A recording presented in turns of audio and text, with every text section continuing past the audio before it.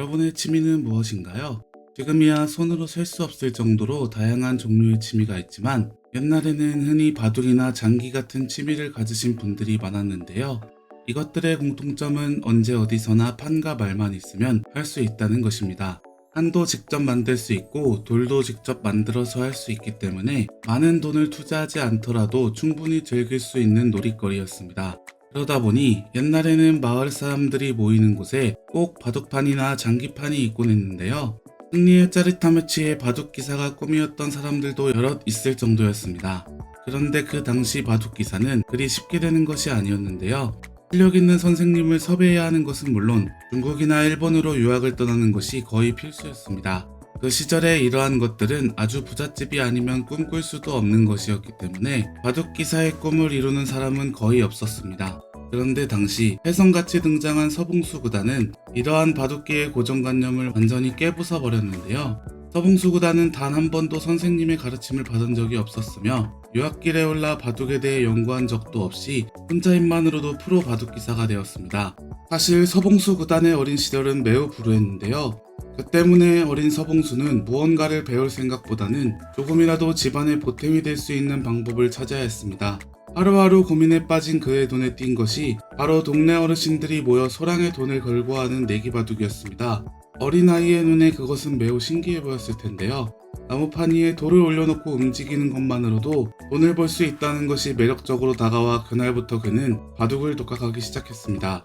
보기에는 쉬워 보였지만 막상 바둑의 세계에 빠져들어 보니 수많은 규칙이 그를 괴롭혔지만 그럼에도 불구하고 어린 서봉수는 놀라울 정도로 빠르게 바둑을 습득하기 시작했습니다. 그리고 얼마 지나지 않아 내기바둑을 할 수 있게 되었는데요.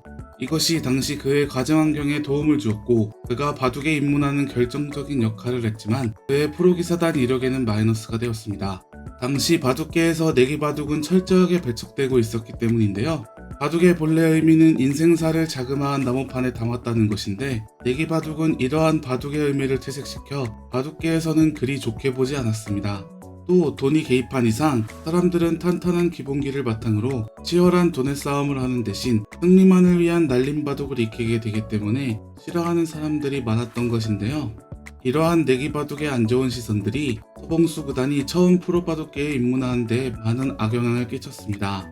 그 때문에 내기바둑이나 두던 사람을 어떻게 프로라고 부를 수 있냐, 기본도 되지 않아 갈 길이 너무 멀다, 얼마 되지 않아 다시 내기바둑을 두러 돌아갈 것이다 라는 부정적인 시선이 그의 뒤를 따라다녔는데요. 하지만 이러한 시선에도 불구하고 그는 자신의 실력을 갈고 닦는 것에 집중했고 결국 프로 데뷔에 성공하게 됩니다. 데뷔 직후 서봉수는 오로지 자신의 실력으로만 보는 이들을 경악하게 만들었는데요. 1971년 프로로 데뷔는 했지만 초심자로 아직은 인정을 받지 못한 시기에 그는 한국 바둑계에서 가장 권위 있는 대회 중 하나였던 명인전에 참가했습니다. 그 대회에는 유학파 출신의 쟁쟁한 고수들이 정말 많았는데요. 서봉수 구단은 자신에게 따라붙는 말들을 비웃기라도 하는 듯 그들을 모두 꺾으며 당당하게 우승을 차지해버렸습니다. 프로바둑계에서 쟁쟁한 스승님을 두고 있으며 유학까지 다녀온 많은 이들을 이러한 교육 한번 받지 않은 신입기사가 모두 해치웠다는 것은 기적에 가까웠는데요. 이 소식은 곧바로 신문 1면을 차지하며 대대적으로 보도가 되었습니다. 서봉수 구단의 우승 소식을 접한 사람들은 바둑계의 가장 밑바닥에서 내기바둑을 하며 쌓아온 실력이 유학파들의 실력보다 나은 것이 아니냐며 놀라워했고 그는 일약 스타덤에 오르게 되었습니다. 그 이후에도 그는 여러 대회에서 우승을 차지하며 이름을 날렸는데요. 사람들은 순수 국내파이자 그야말로 밑바닥에서부터 올라온 그의 이력에 왠지 모를 존경심 및 대견함을 느끼며 응원을 아끼지 않았습니다. 당시 그에게는 된장바둑, 고추장바둑, 잡초바둑 등 한국적이고 토속적인 별명이 붙었는데요. 별명에서도 느낄 수 있듯이 그는 한국의 자부심이자 서민들의 희망이었습니다. 그는 그 후에도 승승장구하며 한국 최초로 1000승을 달성한 기사로 또 한 번 이름을 날렸습니다. 하지만 이렇게 쭉 잘나갈 것만 같던 서봉수 구단에게도 먹구름이 들이오기 시작했습니다. 라이벌로 불리던 황제 바둑 고은현이 너무 굳건했던 것과 더불어 신의 유창혁과 천재 이창호까지 등장하면서 그의 자리가 좁아진 것인데요. 그들에 비해 역시 기본기가 부족했던 서봉수 구단의 실력을 의심하는 사람들이 늘어만 갔습니다. 일각에서는 그의 실력은 한때였던 것이라며 이제는 한물간 태물과 다름이 없다고 말하는 사람들도 있었는데요. 사실 그 시절에는 이 말에 힘을 실어주던 사람들이 더 많았습니다. 이러한 말을 들으면 이제 바둑계를 은퇴해버릴 만도 한데 서봉수 구단은 강수를 두게 됩니다. 1996년 열린 바둑 국가대항전에 참여한 것인데요. 이 대회에는 우리나라뿐만 아니라 바둑의 대가라는 일본과 중국도 참여하는 대회였습니다. 지금은 우리나라가 많이 알려지고 강해졌지만 당시에는 일본과 중국에서 우리나라를 많이 무시했던 시기였는데요. 아니나 다를까 일본은 우리나라의 바둑 기술은 일본의 바둑 기술을 베낀 것뿐이라며 가짜는 진짜를 이길 수 없다는 막말을 합니다. 중국에서는 한국이 아무리 날국이어도 중국의 발끝에 미치지 못한다며 무시했는데요. 그와 동시에 또 기본기가 모자라다며 누군가를 저격하는 말까지 줄줄 내놓았습니다. 대회전 기선제압을 위해서 하는 말이라고 하기에는 지나친 말을 늘어놓는 중국과 일본 때문에 우리나라는 이 대회에서 반드시 이겨야 한다며 칼을 갈고 있었는데요. 하지만 아무도 서봉수 구단이 이 모든 상황을 뒤집어 엎을 것이라고는 예상하지 못했습니다. 사실 그는 머릿수를 채우기 위해 참가한 것에 불과했기 때문입니다. 당시에 스포트라이트는 날고긴다는 이창호와 조은현 등에 맞춰져 있었기 때문에 서봉수 구단에게는 아무도 관심을 주지 않았던 것입니다. 하지만 모두가 간과한 사실이 하나 있습니다.